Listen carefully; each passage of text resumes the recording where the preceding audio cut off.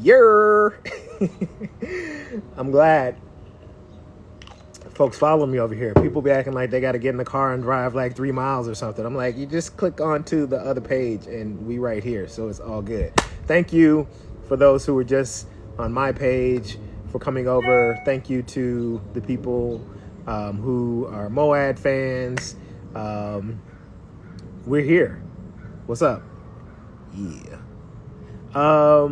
Okay. There's my guy, Mr. Davey D. So we'll invite Davey in, but before I invite, so I'm going to invite him in, but I want to just talk to you a little bit about Davey. Davey and I communicate a lot because we're part of this text thread with a bunch of old head hip hops guys. We about to like be in home soon. That's how old we are, and convalescent homes or something. But anyway, Davey is Davey's interviewed me probably about 4 times, and I can't tell you how excited I am to be able to interview this guy. As a fan, as a friend, there's just so many questions that I have for Davey D that I've been wanting to ask for years. So I'm excited that we're here. For those of you who don't know Davey D, he's a legend. He's a legend among hip-hop aficionados. He's a legend among journalists. He's certainly a legend among... hold on, let me find his bio. I want to read the bio for you, but I can't find it. Where is it? Page 303. Hold on a second.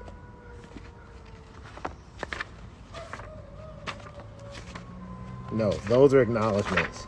Anyway, I don't even know where to find his bio in here. But just so you know, Davey D is a journalist. He is a native of the Bronx who came of age during the nascent period of hip hop.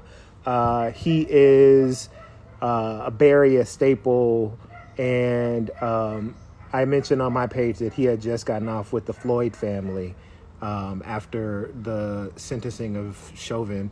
And so I'd love to hear more about that. But before I invite Davey in, I just want to thank Kaiser, who has underwritten this residency since 2015 when we started, and just say thank you for supporting.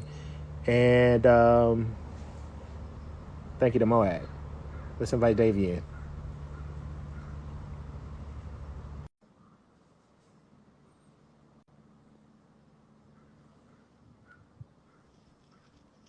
Uh-oh. There he is. What up, what up, what up? What's up, Davey D? I'm good. I saw our brother Torrance walking the neighborhood with his child the other day, and we stopped and chatted for a second, and I told him that I was going to be interviewing you, and I told him that I would probably just need to ask you one question, and then I wouldn't even need to say anything else because Okay. you always got a lot to say, my brother. But I want to start by saying that, well, you know what? Before we get into your new book and some other things, can you just talk to us about the Chauvin case? You said you just spoke with the family. I'd love to hear your thoughts on the sentencing and just general thoughts about, you know, how that whole case has been handled and the aftermath, and anything Right. you want to share about that. Well, we've been covering, what's been going on in Minneapolis since last May. We have a lot of close ties on the ground there. Big shout out to people like B Fresh and Georgia Ford and Brittany. And, there's a number of sharp independent journalists, some very sharp women who are on the front lines and organizing and doing a lot of things. We also have pretty close relations with Benjamin Crump and his crew. Big shout out to Ben and Silky Slim, Wrecking Crew, and what have you. And so, of course, they're very close with the Floyd family. So they've been on our show even before the trial a lot. We do a daily show called Hard Knock Radio. But the way it works with them is that I will hit them up and they go, we were going to call you and just be ready. So we call. So here was about, 7 minutes to come talk to you.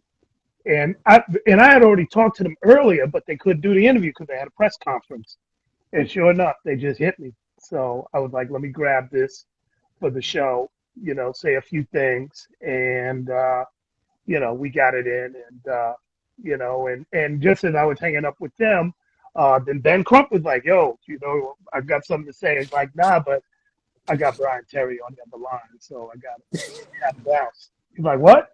I said, "Bryant Terry, man, biggest soul, bring biggest soul food, yeah, and I gotta roll with my dude." So that's how that worked. But on a more serious note, it was real important for us to really get that on the ground perspective and remember the humanity that is behind the person that was killed. It was good for them to talk to us about what their brother meant to them, um, what he meant to his Houston neighborhood that he's from, and what he meant to Minneapolis, where he lived in. There was no excuse for his death, none whatsoever, absolutely none. It was horrific to hear some of the remarks. I understand the love that a mother will have for her child, but there was absolutely no remorse from the mom. You Mm. can defend your son, but at least turn around and as a mother or You're as talking a about Chauvin's mom, right? Chauvin's mom, yeah. Mm. Because you had already heard from George Floyd's, daughter. It was heart wrenching. You heard from the family who were fighting back tears. And, her quote, which was, "If you sentence my son, you sentence me." You know, that was like, kick rocks, lady. You Mhm. can always see your son, you know, but you kind of disregarded the horror that people had to endure by your son, who put his knee on the neck of somebody for 9.5 minutes and smirked while people were begging, for his life to be spared. So, I think a lot of times, we want to recognize the humanity in people. And so we have empathy, and sometimes we sympathize, but, sometimes, like I didn't see somebody who was even sympathetic towards her son. I saw somebody who was trying to be calculating. Maybe my tears will trump their tears, is what I felt. And, and at a date and time like that, it's like, yo, really? Kick rocks. The first thing that should have came is like, as a mother who lost, I can only imagine what you're going through. My condolences. I wish this didn't happen.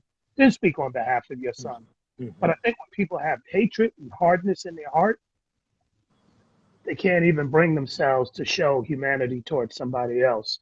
So I'm glad we were able to chronicle some of this, and really, bring some of these important perspectives to the forefront.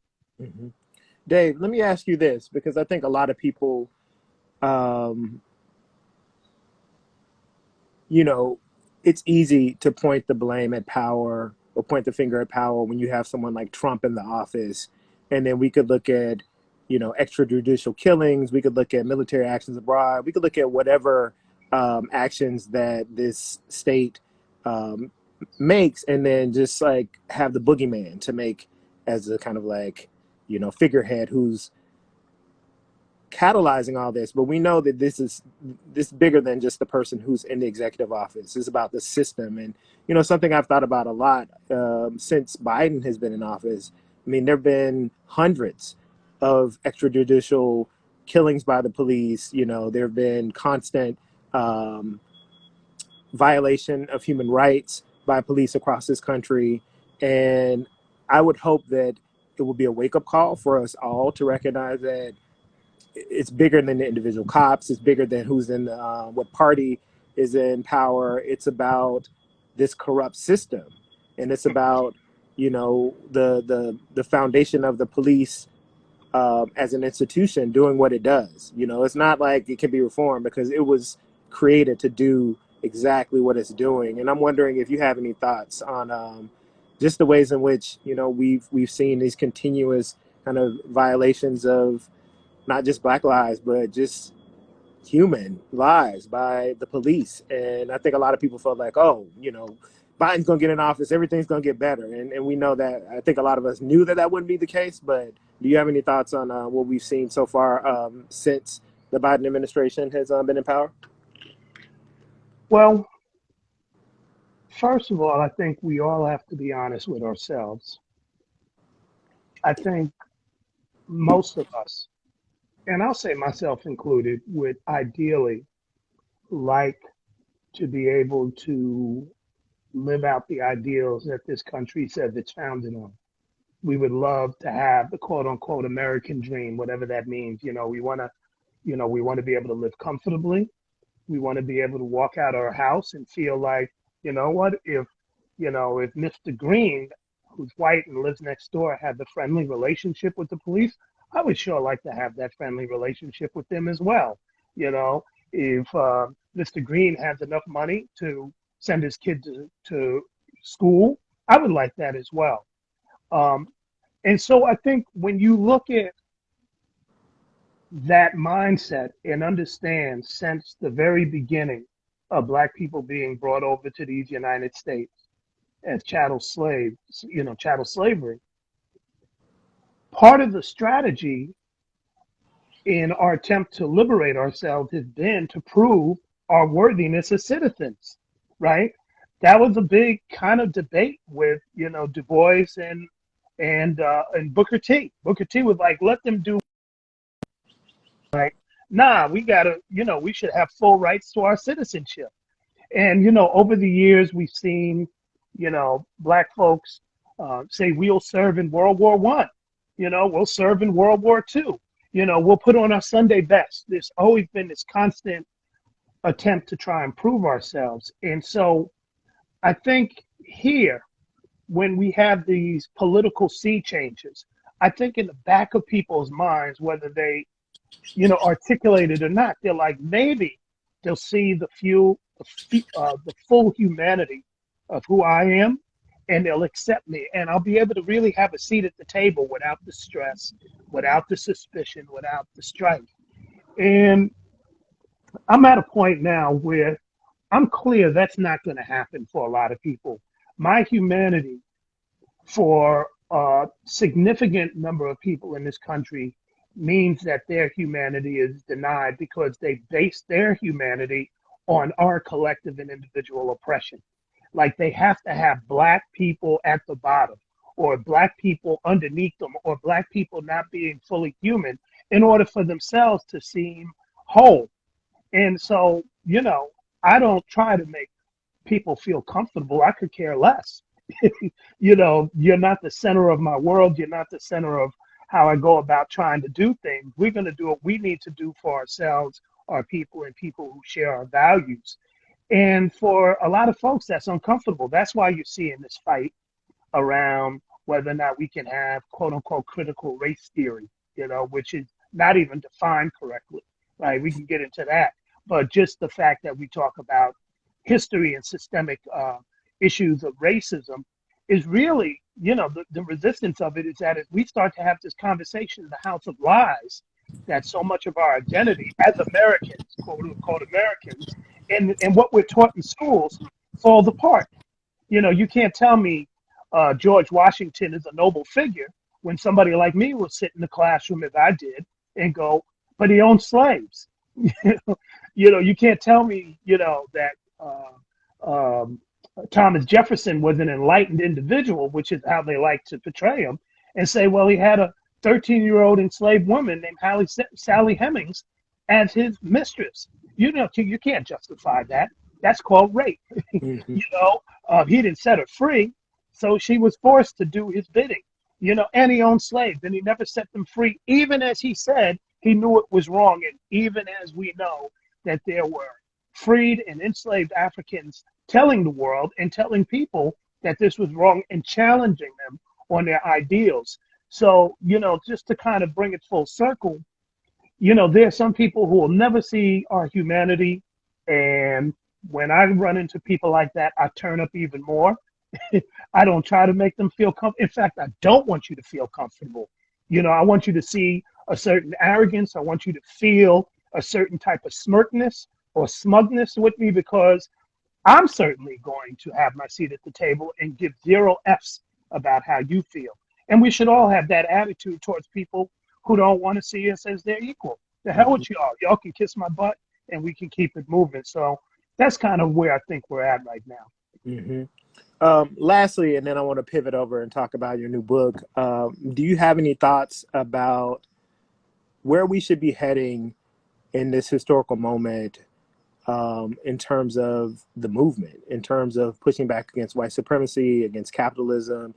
I know that you've been a part of far left movements for decades, and a student of history and movements that have come before this period. And I'm just wondering if you have any thoughts about how we might consider just keeping the movement, keeping it moving.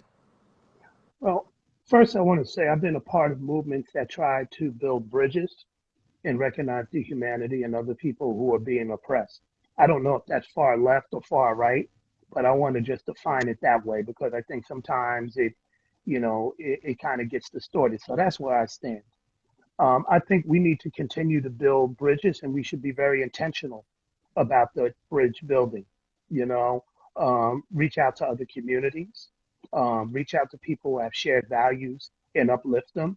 And as we um, undertake these battles as individuals or within our own subsection of people that are fighting for justice, in this case, us as Black people, let's build those bridges and try to bring to fruition another type of world. And what I mean by that is where the values are shifted, where our conversation and what we perceived as normal is something that, changes the current uh, scenario that we are in. You know, if capitalism is defined as who can make the most money in the quickest amount of time in the most efficient cost-cutting amount of time, let's change the dynamic. What did that mean? You know, when I make a certain amount of money, let's maybe have the mindset that we share. We have a whole new way in which we go about doing business. As example, when we talk about humanity, what did that mean? You know, um, can I uplift and make sure that there's a place at the table for you, that we are very intentional. If women are left out, let's make sure that they're there. If LGBT folks are left out, let's make sure they're there. If our brown and yellow folks aren't there, or indigenous folks aren't there, let's make sure they're there. And let's have the genuine and heartfelt expectation that they will do the same.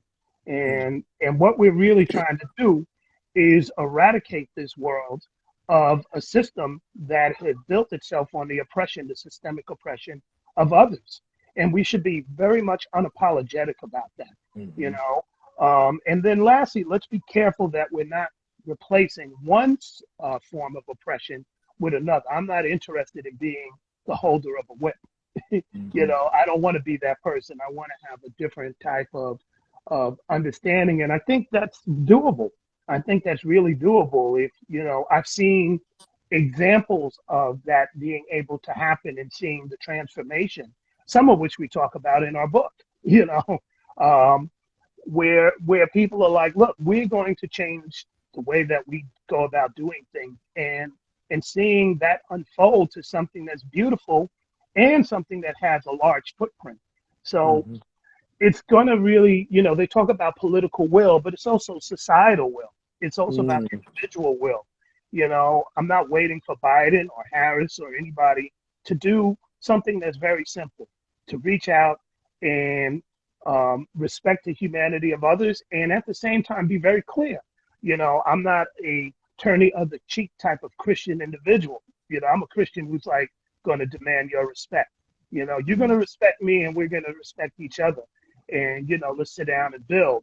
And respect means recognizing that humanity, um, going into your circles and eradicating the type of oppressive behaviors and tendencies from your ilk, and I'll do the same in mine, and then we can all, you know, live a happier lives, together and for our kids.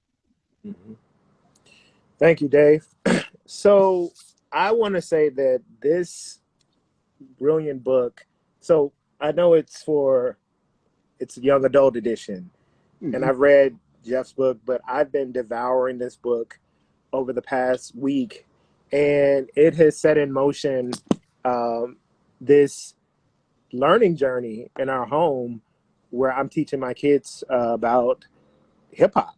And so it started with your book, and then I'm rereading Trisha Rose's Black Noise, Hmm. and I even pulled out this anthology of rap lyrics, and have just been going back and studying lyrics. But you know, the kids, we watch Wild Style. We're currently watching Style Wars, Hmm. and they're just very fascinated with this early stage of hip hop, and it's giving them a little more context about like what they hear on the radio. And Right. I'm wondering if you could just take us back, because I know you're from the Bronx. You grew up in this period when hip hop was in its earliest phase, and just I, this is on like a personal note. I've just been interested to know, like, what was it like being a young person in that time with the birth of this, brilliant and powerful subculture. Well, let me say a couple of things. It's not my book, it's our book. So it's Jeff Chang Yes, and yes. myself. Okay. And I mentioned earlier about intentionality. You know, I actually had a book that was about to come out before Jeff did Can't Stop, Won't Stop back in 2004. He had been working 10 years on his book. I've been working on a number of years on mine, which was derived from a term paper, which became my graduating thesis, and then have been working to put something out. And what happened was somebody stole my car, and they stole the car the night that I actually had my computer, my backup disk, and everything in it. When I went into the radio station for about an hour and I came back, somebody had a master key to the Saturns, and they saw that car and drove off. And I was hoping I'd get, at least the disc back, and I never did. And I didn't really recover from that because everything was lost. And then Jeff's book came out, and it was a game changer. And Jeff remembered that, and he was very intentional over the years, based upon our long friendship, to include me into certain things. And when he had the opportunity to re-release Can't Stop, Won't Stop to celebrate its 15-year anniversary, they asked him, hey, maybe we can introduce this to a younger generation. And he said, yeah, let's do this. And then he brought me in to add, to the context of what we were writing. So that I want to say was a very intentional, move by him to do that for a number of reasons. And I salute him for that. Big up, Jeff Chang. Yeah. The second thing is, in terms of, what it was like, and this is, a big part of my book initially was focusing on that, and they were derived from the journals that I kept, back in 77, 78, 79, 80, 81, which is really when I started getting involved in hip hop as an MC. I was a member of two crews, the Avengers out of Marble Hill, in particular, the Promenade next to Kennedy High for people in New York, so people will know the Promenade building is, and with the TDK, Total Deaf Crew out of Co-op City, Section Hmm. 2 for people who need those receipts.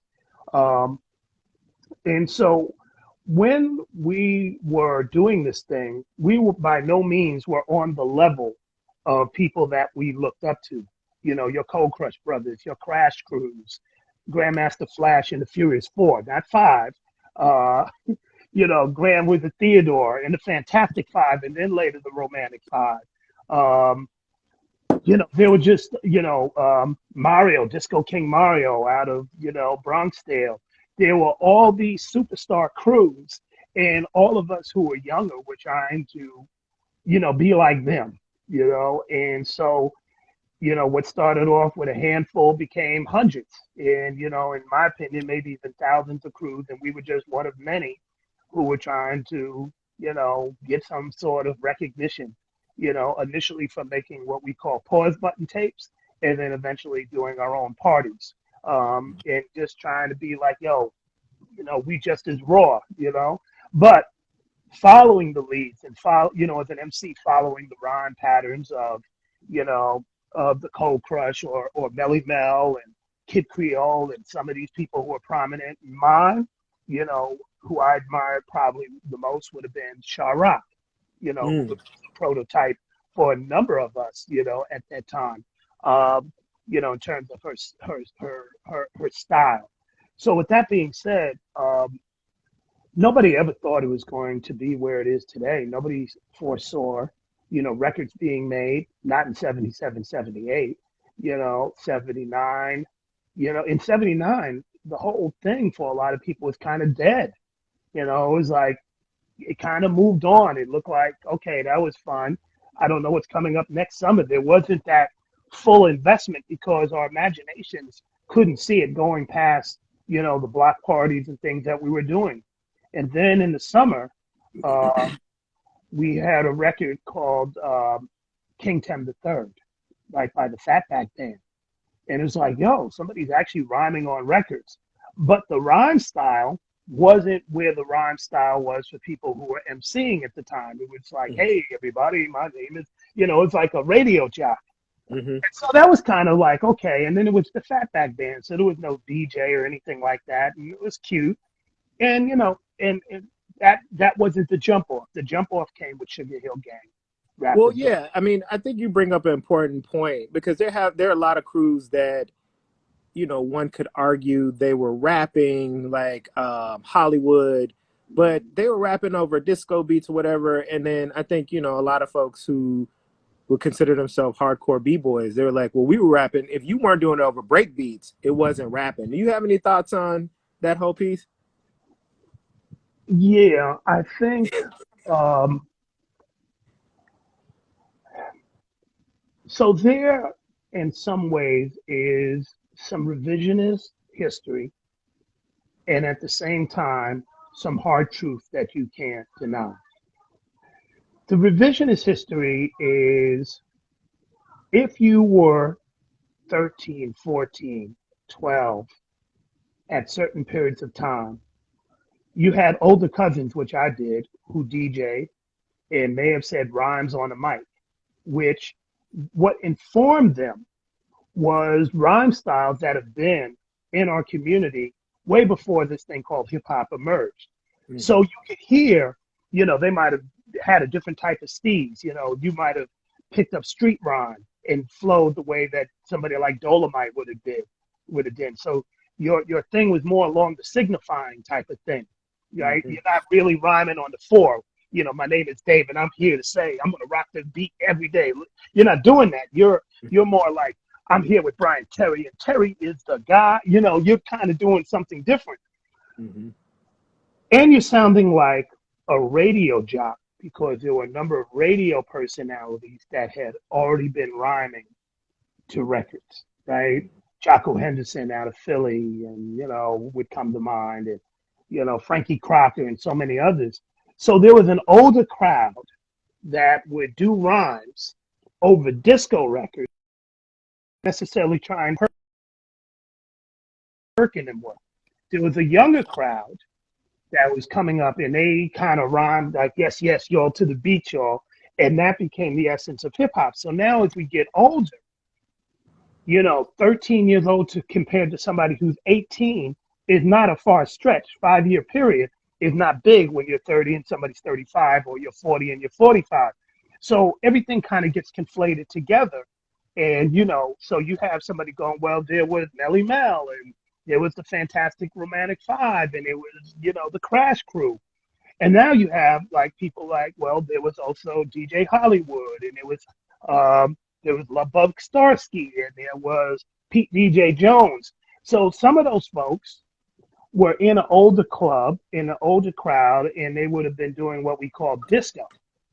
Um, and so some people have said, well, y'all weren't really there from day one, but I had a cousin 15 years older. I remember he took two records and spun the instrumental.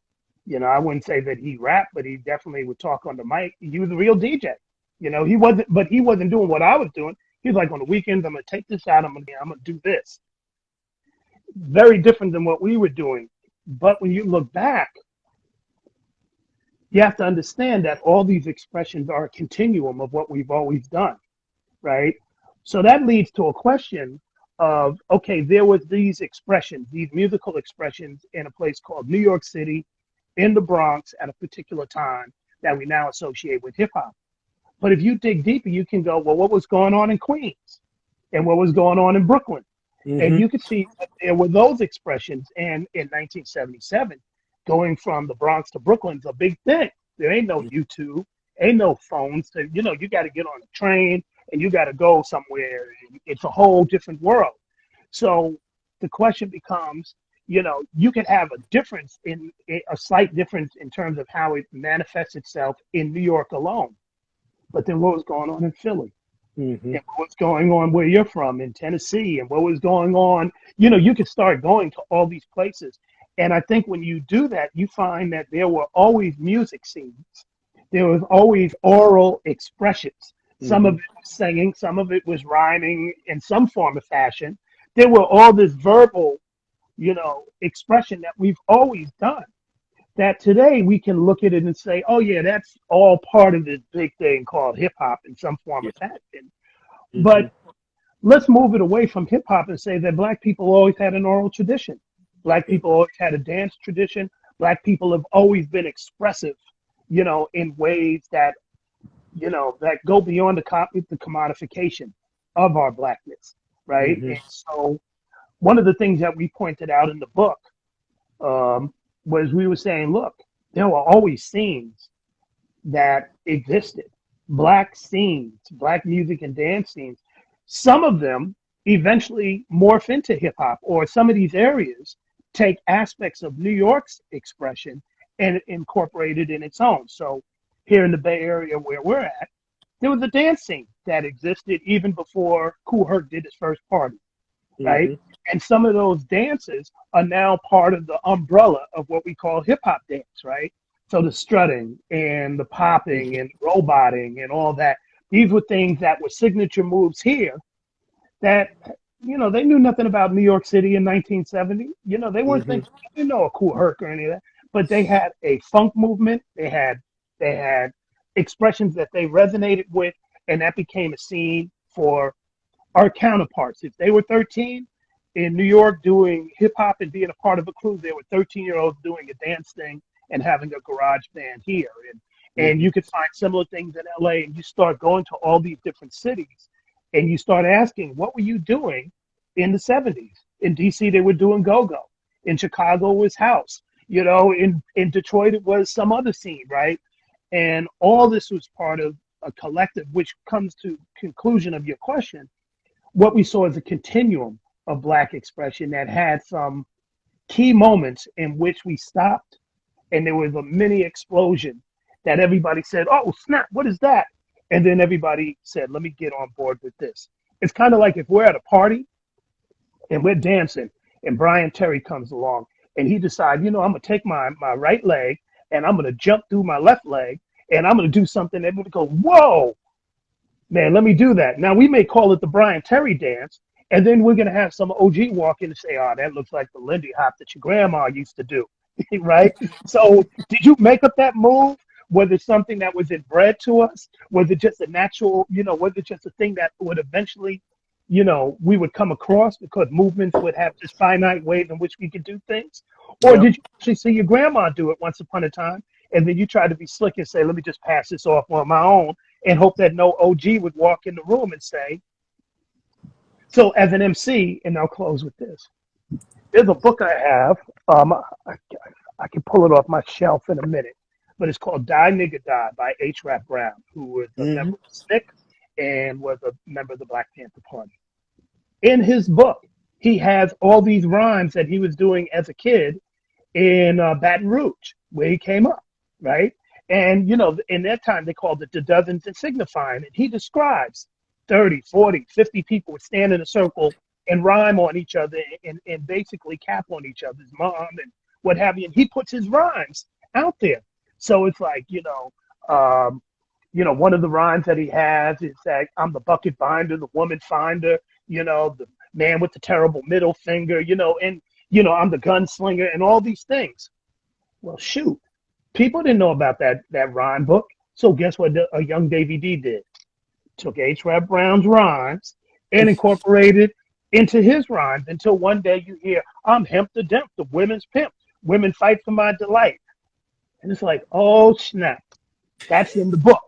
A book that he's reciting rhymes from 1959 that's published in 1969 that other people were then repurposing and then maybe passing it off on their own. Or I might have Mm-hmm. just my older cousin's jump rope rhymes, right? So they're like doing these little jump rope things and engine number nine and eeny meeny miny mo and all that sort of stuff. Well, let me kind of repurpose that, flip it, because y'all don't know my older cousins, you don't know my Mhm. sisters, so I'm gonna use these as my own.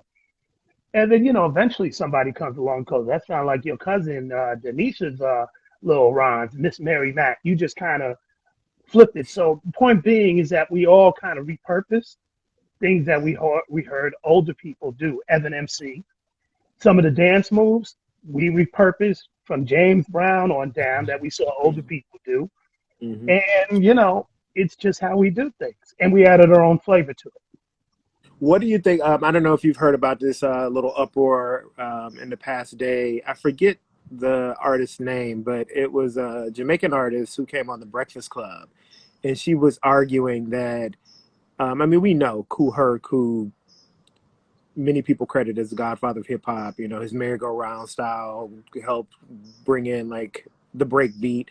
But and he's a Jamaican. But then she was arguing that actually dancehall is the precursor to hip hop, and like hip hop has to thank dancehall for its existence. And you touched on some of those things. I'm wondering, have you heard about this? And because you Yeah, have a but lot of African Americans who are like, no, you well, can't look, take a culture that was developed by, I mean, whatever. Like this can be a little wrong-headed, but people just feel like there's these attempts to take away the contributions that Black Americans had, and then attribute it to people who may be from the African diaspora, but not necessarily have roots on this land here. look. Um, we as Black people center ourselves around the drum, and the drum has many different rhythms. There's four on the floor, there's double time, triple time, all these different polyrhythms, right? And I want to quote, scholar who Dwayne Dedeville, as we knew him, but his name is Quadro, right? So he talks about, there's a call and response that we have throughout the diaspora. So yeah, Jamaicans are immediate precursors. There's the DNA in that. You're not going to deny that from the Caribbean, right? But then one would also argue, and some of those old school folks would tell you, oh yeah, but I heard rhyming from Jocko Henderson, you know, Mm-hmm. when his show was coming off, the Ace of Rockets was coming off the coast of, Miami, and that informed some of the toasting. And then Mm-hmm. we can go back and forth, right? I think when we try to look at history as this linear thing where one size fits all, you're going to have these arguments. And I think it can be both at the same time. There could have been somebody who was from Jamaica that heard, Jocko Henderson and said, oh, this is going to let me do some toasting. And there could have also just been some Jamaicans who say, going all the way back to the motherland, we always, had syncopated ways in which we express ourselves over beats. It doesn't have to be either or, it can be both and. Mm-hmm. Just like again, I think me and you, if we got in a room, we would dance. And eventually we're gonna do some dance that somebody can say, hey, that looks like a dance that came before you, right? Did we make up that dance? Did we invent it? Does it start and end with us? Or is it just part of these continuums of expression? Like my grandma was a Lindy Hop dancer, right? She, and I didn't understand this when I was coming up. She used to sit down, put a little bourbon or scotch, and say, "Let me tell you all the story." And it'd be like, "Oh man, what are you gonna tell us?" And she'd be like, "When I was younger," and she'd go into these things. I don't know what she's talking about at that age, but I do remember when we told her about breaking, and it's like, "Look, we do these moves," and you tried to show her. Her words was like, "That ain't shit."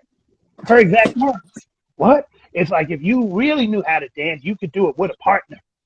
Because we Mm-hmm. were dancing with partners. It was a solo thing. What are you talking about? Then years later, it's like, your grandma used to go to the full Savoy ballroom and, Mm-hmm. they used to have people stay at, her mama's house. And then you realize like they had a whole dance scene, you know. My grandma at 70 or 80, when she's telling me stories, you forget that once upon a time she was 19 or 20. And when you Mm-hmm. saw these dances, you realize like, damn, These Hmm. folks got busy. Now, you can't tell me there weren't some people who had a grandma who might have been able to show them something, or a grandfather who said, let me take a little bit of this and add it to my repertoire to give me a little bit of an edge. That's how we've always been, right? That's how Hmm. black folks have always done. We take a little bit of something from the past, we add our own flavor, and then we kick out something new. So, no, uh, the Jamaican situation, there's definitely a DNA from Jamaica that is part of hip hop as far as I'm concerned, but it's also a very strongly Black American expression. When Kool Herc did his first party, he was not doing a U-Roy type of thing. He was imitating what he was seeing going on. You know what I'm saying? Around him, which many would say is, with Black expression. But I don't like to limit it to that because we don't know all the various ways in which Black people express themselves. Hmm. And I think we borrow and we vamp and revamp, from each other. And there's nothing wrong with that. It doesn't have to be one or the other. I think it becomes arrogant when we say it's strictly this and strictly that.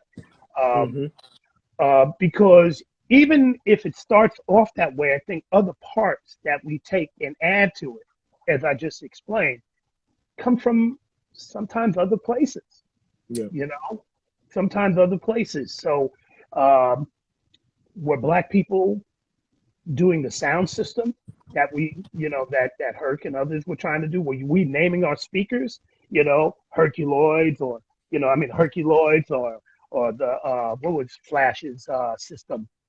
Gosh, I remember everybody had a name for their sound system back Yeah. in the day, you know? Was that something that we were doing, or was that something that somebody just borrowed from someplace? So I Hmm. wouldn't make it a purely Jamaican thing, you know. Um, I think we all contribute, kind of like jazz. Would you have jazz had it not been the mixture of blues playing enslaved Africans, people who were just shipped over as slaves, enslaved Africans from from Jamaica and other places, the Caribbean, and Creoles, right? It's a mixture of all that as far as I can understand, but it's all rooted in African aesthetics. Once Yep. we clear the land, oral tradition, drum tradition, all that Hmm. stuff is rooted in our Africanness. No doubt. So, Dave, you're an educator. I'm wondering if you could tell us why this book, why history of hip hop for young readers. Why should young people who may not even be that interested in this particular culture, why should they know about it? Like, what's the sell? Well, as you can see right now, we're living in a time when history is being rewritten, right? It might have been the person who got on the radio and kind of made these statements that doesn't have, in my opinion, a full context. It might be, Tom Cotton and some of these other senators that want to, strip us of our right to learn about Black history because it's making people feel uncomfortable. So they have an actual bill, say the education bill or something like that, which they're trying to pass laws and say you can't talk about these things. So if you don't understand the history, then eventually you repeat the mistakes of the past and you reinvent the wheel. More importantly, this country is run on a few things. The most important is that institutions never forget, and the job of institutions is to make the people that they want to control constantly reinvent the wheel. So people be like, nah, that history I don't need to know no history. Try going to the DMV and get your license renewed. They will pull up a thing, go, Bryant Terry, you didn't pay your ticket from 1998. You know, try to get a loan. They'd be like, hey man, you didn't pay your taxes. Let's say you won the lottery. All of a sudden they'd be like, you didn't pay your taxes from 10 years ago, so we're going to take some of your earnings, right? Systems never forget. You're driving down the street, you're doing everything, and they go, "Hey, man, you didn't pay your moving violation tickets. You got to warrant." Never forget our history as well. It's important to understand it. So, when we wrote the book, part of it was to make sure that from this perspective, a hip hop perspective, a Black perspective, these stories, these understandings that were meticulously, curated, that you have a basic understanding so that when you want to jump off into deeper waters around it, you kind of understand that hip hop was not just a commodity, but it was, it was engaging in how it was dealing with oppression at a particular point in time, political oppression, social oppression, economic oppression. You don't have hip Hmm. hop without really understanding the conditions that were going on, the removal Yeah. of black leadership, COINTELPRO eradicating the Black Panthers and, and SNCC and the Black freedom movements. You got to understand that story to really understand why people were doing what they were doing. You got Economic crisis in New York. all that sort of stuff. And then and then as you look at history, you start going, were there similar conditions in other cities and in other spaces? Was it in Jackson, Mississippi? Was it in Miami? Was it in Houston? And you go, oh my gosh, they had similar type of situations. Then you get a better understanding as to who we are as a people or who these people were and what they were dealing with. And then more importantly, you get to appreciate the brilliance and be like, man, y'all did this. Y'all had a gang truce Hmm. on your own. That's an important story because it wasn't Yeah. like, just to use a name, Jesse Jackson didn't show up and say, let's have a gang truce. No, people were like, we're in a crisis. We need to figure out how to do it. And what I think is brilliant about the book, we say, look, it didn't happen overnight. You had to do it 2 or 3 times Yeah. before it caught hold. And then we showed throughout the book these different moments where there are these political, economic, social crises, and people Yep. come together and basically say, let's improve our material conditions. And they found ways in which to do it. Um, Yeah. it wasn't on the same level as somebody who was more seasoned, and more rooted in political thought. But people were 16 and 17. And that's one of the things that was really striking about this history, just seeing all these youth driven like leadership, whether it was the gang truces or even just something like looking at the different like b-boying competitions, and these were young people who were putting these together and running it. And that was really inspiring to me. But we have a couple more minutes. I want to talk about your greens, but before we talk about that, Dave, can you I'm looking at your wall. Well, I'm looking at your ceiling now, but So as we're speaking, I'm seeing a lot of different plaques on your wall. I know that you know, you've been instrumental in supporting many of our pioneering hip hop groups like Public Enemy. Can you just touch on some of the different groups and movements that you've like actually helped support, and why do you have these plaques? Like, what's been your role in Public Enemy, Most Def, whoever? Like, tell us more about that. well, I mean, I started out, professionally writing, doing a newsletter back in 86, 87. Instead of doing a flyer to bring attention to my college radio show, it's like, let me write a little newsletter and let me send that newsletter out to as many people as possible so that they can start sending me free records and people can know that I have a radio show. And so early on, many people, their first acknowledgement was through my newsletter, was through some of the writings. Um, some of the first interviews that people did were on radio shows. And over the years, we developed friendships and relationships. And people can speak for themselves, but definitely there was a hand in, you know, helping people get from point A to point B. There were definitely roles. So over the years, I think I have more than 100 plaques, you know, gold records, silver records, platinum records. They range from Public Enemy to Most Def to, MC Hammer on down. Some of them are just given, because it's like, okay, you're on this big radio station. Everybody's getting a plaque, you too, right? And others mean something because you definitely know that they either helped you or you helped them. So, my Public Enemy plaque, I'm proud of, right? Mm-hmm. There's history there with P, the MC Hammer plaque. There's history there. You know, the, I got some plaques on my wall up there.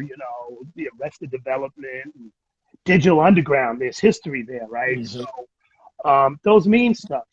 But it's not about a plaque. It's about these long-standing relationships now, going back 30, 35 years with some of these folks. And I think you know, when we come back to this thing called intentionality, when I was in a position to help people, I definitely opened doors, and there were a hell of a lot of people that opened doors for me, you know, who gave me my start, who were very intentional about, like, you know what, we are in this high position. Let us bring you back on stage and tell Mm, everybody that you are a guy.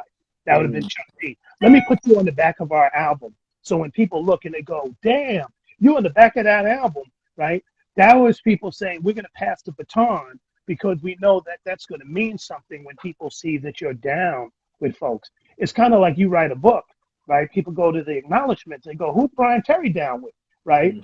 If you say you're down with Colonel Sanders from KFC, that may mean something.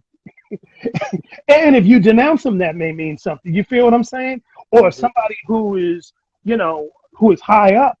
You know, we're watching Oprah or somebody, we see some big chef, and they go, I got to give a shout out to my man, Brian Terry. People be like, yo, Brian, you just got a shout out from, you know, that means something. And so what it means is that, damn, if you coming from that cultural lineage, and we know them to have an A game, is your game up to par as well. No And doubt.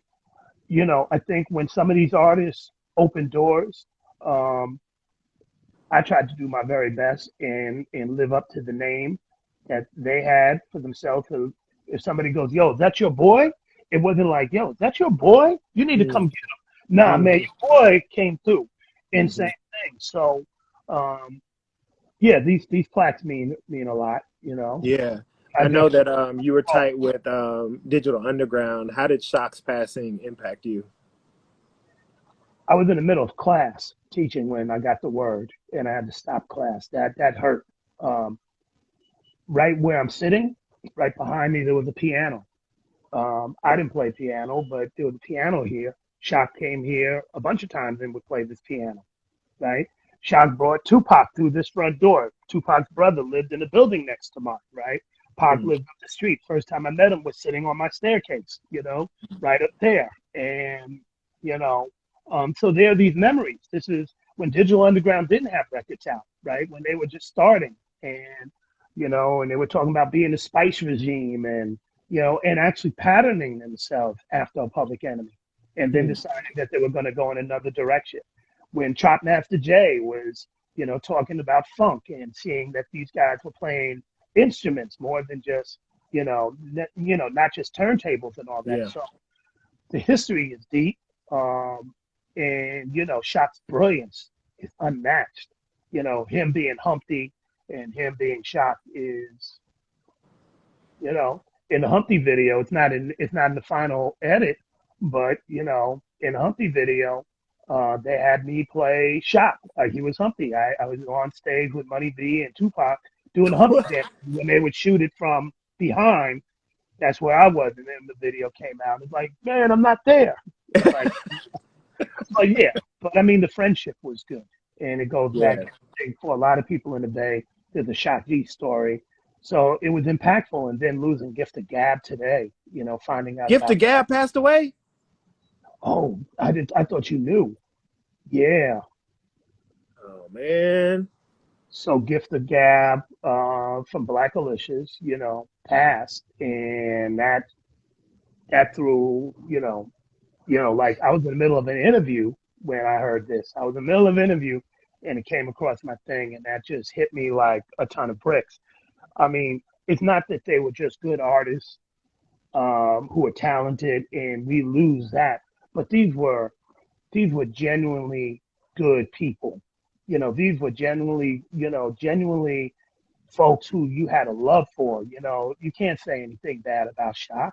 You know, you can't say anything bad about Gab. You know, these were people who brought to this table a spirit that I think, you know, you go, damn, those were some incredible folks. So, um, Man, it's really hard hearing that because when I was teaching my girls, I've been like introducing them to different rhyme styles. So, right, I was showing them, I was like, well, MC Shan, he kind of represented a certain style, but then Rakim came in and that was a whole different style. And then I actually was playing them parts of Blazing Arrow yeah. to help them understand the brilliance of Gift of Gab, man. It's messed up. Yeah, so imagine how I felt when I found out. I was in the middle of an interview about 30 minutes in, and I was like, what? So then you have to kind of like hold it together and do that. Shaka was much, much closer to. So when shock happened, I couldn't keep it together. I was like, class is over. Y'all go home, peace out, and had to get on the phone and just, deal with that Mm, loss. But I mean, we lost a lot of iconic people here, from Tupac to Jacka, Coog Nut, I'm just thinking, Pam the Funkstress, you mm, know, Special One, right, from CMG. Just a long list of some Bay Area iconic figures, and I haven't even touched the surface, Mac Dre. Um, these folks, they had strong ties. They were impactful artists, and their loss is felt in ways that I don't think I mean, it devastates people in ways that I don't think we fully realize. So yeah, when you really think about what Black Alicia's meant, you know, how they were among the first groups to really kind of go international, you know, take people overseas and really understand that that you're not limited to just touring in America, but seeing things in other places and being a damn good group, yep. right? And being a collective, right? I don't know if they predate Wu Tang. And again, coming back to who invented what, people go, Yeah. Wu Tang was the first group to have a collection. I don't think they sat up there and said, we're going to be like Wu Tang. No, we're going to form our artist collective, Yeah. similar to how Hyro has an artist collective, similar to how, Mystic Journeyman and Living Legends has an artist collective, similar Mm, to how we see Grand National, you know, 20 mm, years later, show up on the scene with artist collective, people yep. posseing up, sharing resources, and then, knowing that several heads are better than one and really making things pop. So Hmm. yeah, that's a heartfelt loss. One thing I do want to say about the book, which I think is important, and this comes back again to intentionality, and because you have two girls, one of the things that, and I have a daughter, one of the things that we wanted to make sure is that women um, Yes. were, their stories were told from page one to the end of the book, right? Hmm. We have a robust chapter on women in hip hop, but throughout, and we just didn't do it to pander, but we did it to make sure the void was filled. Like if you talk about Kool Herc, you got to know about his sister Cindy Campbell Yep. because she organized the party. She's the one Right. that put it together. You know, you got to know about Sylvia Robinson because she's the one that said let's do a rap record, right? Hmm. And so those are the first business people when you really think about it.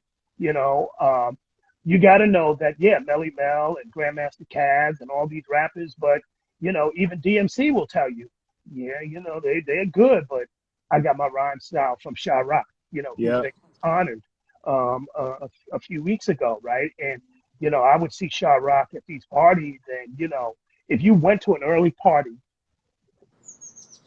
one group of people would stand and they would watch the DJ, and they'd be like, "Man, let me see what Flash and them are doing, or Breakout, or whoever was DJing." And another group would stand around and watch the MCs, and Hmm. you would listen to them. I remember Shaw Rock would stand. She's kind of tall, have her B girl stand, hair in a ponytail, and just be sitting up there. Yes, yes, And her style was like, you know what? Hmm.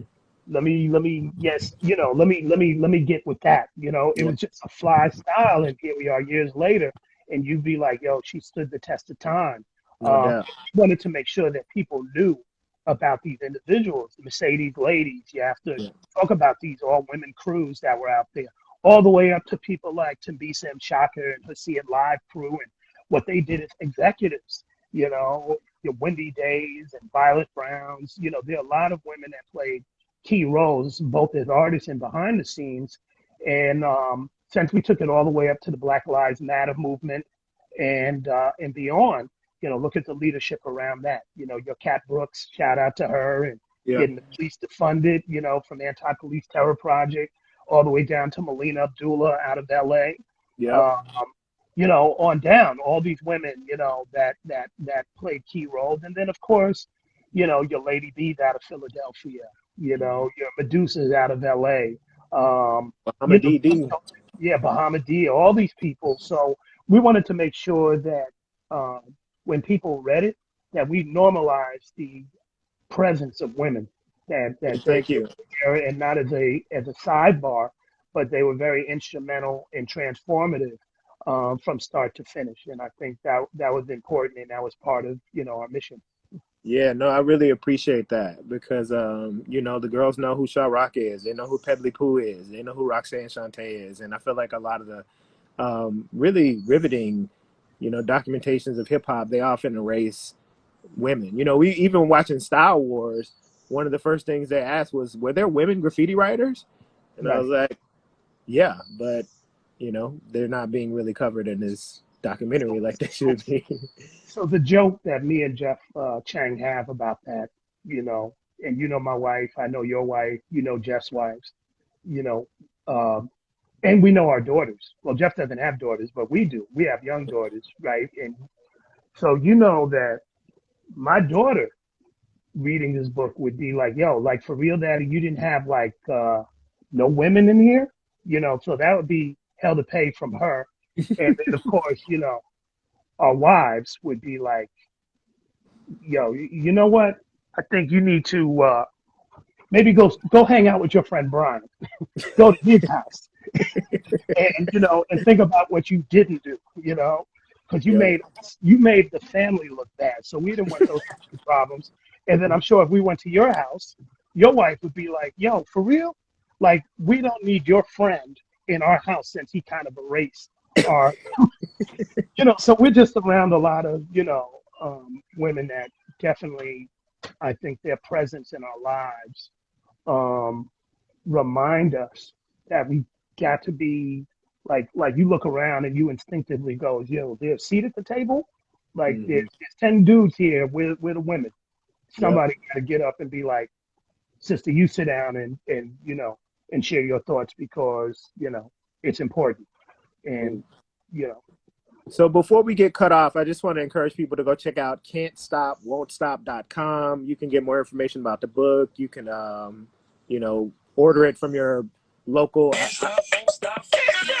it is. got a tablet here, and put I this want to book. encourage you to, support local independent booksellers. If you can go to Black bookstores, big up to Marcus Books. Before we get cut off, Davey, you got 1 minute. Tell us about those vanilla collard greens. Your infamous slash famous vanilla collard greens. Well, let me show you this because I'll stop it by your house. So I made these greens, right? You know, and let me just show you, you know, I know how to do the greens in the Instapot. There you go. Word. Okay. And what I did in the vanilla greens, right, is matching the seasoning, right? So you do that. Max Champ I said, did, "Here we go." so wait a second. I used andouille sausage instead of bacon, right? Right. So that's my thing. So we have that. I have the vanilla, the vanilla extract, right, which gives you the real good flavor. And then this time on the vanilla greens, I have all my Creole seasoning. I did my thing with it, and they simmered for 4.5 hours. I slow cooked them, That's and old school style. yeah, and then I added this. Oh damn! All right. Damn. So so I said, let me flip these drunken collard greens out. So if anybody knows how to do collard greens, right, you cook drunken collard greens with bourbon, right? But since I had already been doing the vanilla greens, right, prior to that, I said, let me go get the vanilla bourbon, right? It cost me like $15. And I put it in here and it simmered it. I put my wife on here because she tested it. She would let me know, like, yo, son, this ain't happening, right? But I brought it to the family in Texas. And, Texans don't really go for anything. They like, this is good, So Mm-hmm. I'll bring you a plate yourself, man. I called you this morning and said I want you to have this so you can be my witness. But vanilla greens is a thing. I'm definitely There we trying to go. get a plate of those this weekend, my brother, especially with the drunken style. Yeah, but there is a thing called drunken collard green. You know, right? Oh, I know about that. Yeah, yeah, for sure. Yeah. Okay, so there you have it. I just Ladies want and to. gentlemen, Davey D, thank you. You are a treasure, Bay Area treasure, national treasure. Please go check this book out. As I said, I've been devouring this book. It's been a great jumping off point for me to teach my daughters more Mhm. about the history and culture of hip hop. We appreciate you, Davey, and we look forward to having you back on when we have Thank you you back for on, my having me. brother. And I just want to let people know the other secret ingredients to the greens: raisins. Got to put some raisins in there, brother. The raisins get taken over the top with some brown sugar. That's what I'm saying, man. That People are, last little garnish, that brown yeah, sugar. people in the chat go, better not be raisins. No, raisins is what makes it different than everybody else's collard greens. So I'm No here. doubt. So Brian, thank you for having me, brother. All right. Appreciate you, Dave. Have a good weekend. Everybody, thank you for chiming in. Thank you, Kaiser. And we'll see you next time. Peace, everybody. Peace.